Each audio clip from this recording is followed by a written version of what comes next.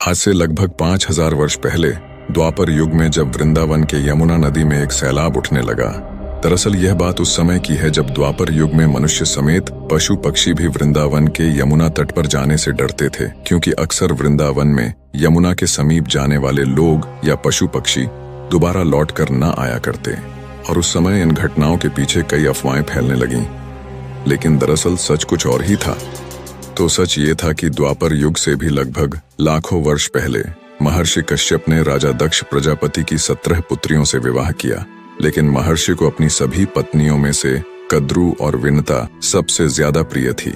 फिर कुछ वर्षों बाद एक दिन महर्षि ने खुश होकर अपनी दोनों प्रिय पत्नियों से उनसे कोई भी एक वर मांगने के लिए कहा। कद्रू ने महर्षि से 1000 पराक्रमी सर्पों की माता बनने का वर मांग लिया, तो विनता ने कद्रू से आपसी मतभेद होने के कारण उससे विपरीत जाकर महर्षि से एक ऐसे पुत्र की कामना की जो कद्रू के सभी पुत्रों का नाश कर सके। फिर महर्षि के वरदान के कुछ वर्षों बाद कद्रू ने 1000 अंडे दिए और फिर बाद में कद्रू सभी महाबलशाली सर्पों की माता बनी, जिसमें प्रमुख रूप से शेष नाग वासुकी समेत कालिया नाग भी था। और वहीं विनता ने महाबलशाली गरुड़ को जन्म दिया।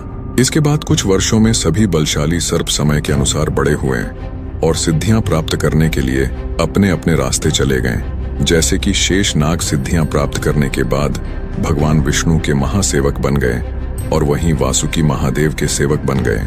और वहीं सबसे अलग कालिया नाग ने कुछ ही वर्षों में अपने विष को और भी ज्यादा विनाशकारी बना लिया और कई महासापों को युद्ध में हराकर कई विवाह भी कर लिए और रमण द्वीप का राजा बन बैठा।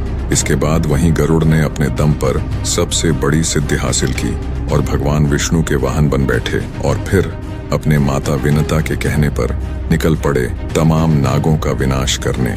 जिसके बाद कुछ ही वर्षों के अंदर गरुड़ ने शेष नाग को छोड़कर कद्रू के तमाम सर्प यानी कि नाग पुत्रों को ढूंढ ढूंढ कर समाप्त करना शुरू कर दिया। और फिर एक दिन गरुड़ कालिया नाग को ढूंढते हुए रमण द्वीप भी पहुंच गए और फिर दोनों में युद्ध प्रारंभ हो गया, जिसमें कि कालिया नाग की बुरी तरह से हार हुई और वह अपने पत्नियों समेत मौका पाते ही रमण द्वीप से पलायन कर गया और वह भागकर वृंदावन के यमुना नदी में आ बसा, क्योंकि यमुना उसके लिए एक सुरक्षित स्थान था। दरअसल एक बार महर्षि सौभरी के मना करने के बावजूद भी गरुड़ ने यमुना से तमाम मछलियों को बलपूर्वक पकड़कर खा लिया था, जिससे कि नाराज होकर महर्षि सौभरी ने गरुड़ को यमुना में दोबारा प्रवेश करने पर मृत्यु को प्राप्त हो जाने का श्राप दे दिया था। और यह बात कालिया नाग भली भांति जानता था। इसके बाद से ही कालिया नाग वृंदावन के यमुना में राज करने लगा और समय बीतने के साथ साथ वह क्रूर भी बनता गया। नदी के पास भटकने वाले जीवों को वो कच्चा चबा जाया करता और उसने अब तक अनगिनत मनुष्यों और अन्य जीवों को क्रूर तरीके से मौत के घाट उतारने का सिलसिला यूं ही जारी रखा। साथ ही उसने यमुना के जल को भी जहरीला बना दिया था, जिसे पीने के बाद जीवों की मृत्यु हो जाया करती। और फिर एक दिन वो समय आ ही गया जब भगवान विष्णु ने धरती पर श्री कृष्ण के रूप में अपना 8वां अवतार लिया और उनका जन्म मथुरा में देवकी और वासुदेव के महल में स्थित एक बंदी गृह की कोठरी में हुआ, क्योंकि देवकी के भाई कंस को आकाशवाणी हुई थी कि उसकी मृत्यु देवकी के संतान के ही हाथों होनी है। और इसी डर से उसने अपनी बहन देवकी के एक के बाद एक संतानों को मारना शुरू कर दिया। फिर आखिर में जब श्री कृष्ण का जन्म हुआ तो उनके पिता ने उन्हें सुरक्षित रखने के लिए उस आधी और तूफानी रात में कारागार से बाहर निकल गए, क्योंकि श्री कृष्ण की माया से उस रात कारागार के सारे द्वार खुल चुके थे और सिपाही भी बिल्कुल बेहोश हो चुके थे। फिर वासुदेव श्री कृष्ण को एक टोकरी में सुलाकर यमुना नदी को पैदल ही पार करते हुए लगभग 15 किलोमीटर तक गोकुल लेकर आते हैं और उन्हें नंद बाबा और माँ यशोदा के पास छोड़कर वापस कारागार को लौट जाते हैं। दरअसल वासुदेव जब यमुना नदी पार कर रहे थे तो स्वयं शेष नाग उनका रास्ता बनाते जा रहे थे। इसके बाद नंद बाबा और माता यशोदा ने बेहद लाड़ प्यार से श्री कृष्ण का पालन पोषण किया। फिर कुछ वर्षों बाद अपने राज्य में कंस के बढ़ते हुए अत्याचार को देख नंद बाबा और माता यशोदा समेत श्री कृष्ण को लेकर मथुरा को छोड़ वृंदावन आ बसे। श्री कृष्ण बचपन से ही बड़े नटखट स्वभाव के थे। श्री कृष्ण का हर दिन और हर पल शरारत से भरपूर होता था। वह शरारत करते करते कई लीला भी कर देते थे और हर लीला के पीछे उनके कई उद्देश्य भी पूरे हो जाया करते थे। यूं ही शरारत करते और लीला रचते श्री कृष्ण थोड़े बड़े हुए और फिर एक दिन वे अपने मित्रों के साथ गेंद खेलने यमुना के समीप पहुंच गए।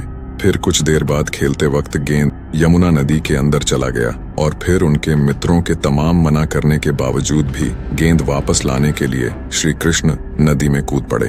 फिर यमुना नदी के अंदर जाने के बाद श्री कृष्ण ने गेंद को ढूंढना शुरू किया, जिसके कुछ देर बाद अचानक उन्होंने अपने पीछे विशालकाय और भयंकर महासांप कालिया नाग को पाया और कालिया नाग ने उन्हें पानी के अंदर देख बेहद घातक तरीके से हमला करना शुरू कर दिया। पर श्री कृष्ण ने उसके हमलों से बचते हुए कालिया नाग पे पलटवार किया। फिर काफी समय तक ऐसे ही दोनों के बीच काफी भीषण युद्ध चलता रहा। नदी के ऊपर उठते भयंकर बुलबुले देख श्री कृष्ण के मित्र पूरी तरह से घबरा गए। फिर आसपास के गांव वाले भी नदी के पास इकट्ठा हो गए और पानी के अंदर कालिया नाग जब श्री कृष्ण को पकड़ने में नाकाम होने लगा तब उसने अपने भयंकर विष से श्री कृष्ण पर प्रहार कर दिया, लेकिन इस विष का श्री कृष्ण पे कोई असर ना हुआ।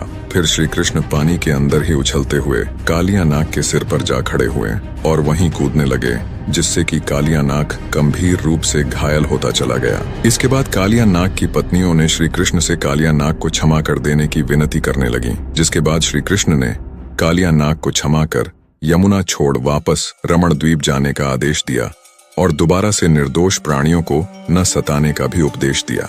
फिर कालिया नाग ने श्री कृष्ण से गरुड़ के अत्याचार की बात कही, जिस पे श्री कृष्ण ने कालिया नाग को ऐसा दोबारा होने पर उसके सिर में छपे उनके पैरों के निशान गरुड़ को दिखाने की सलाह दी, जिसके बाद कालिया नाग श्री कृष्ण की बात मानते हुए अपनी पत्नियों के साथ सीधे रमण द्वीप चला गया। और जब गरुड़ दोबारा रमण द्वीप आए तो कालिया नाग ने सीधा अपने सिर में छपे श्री कृष्ण के पैरों के निशान उन्हें दिखा दिए, जिसके बाद गरुड़ रमण द्वीप से वापस लौट गए।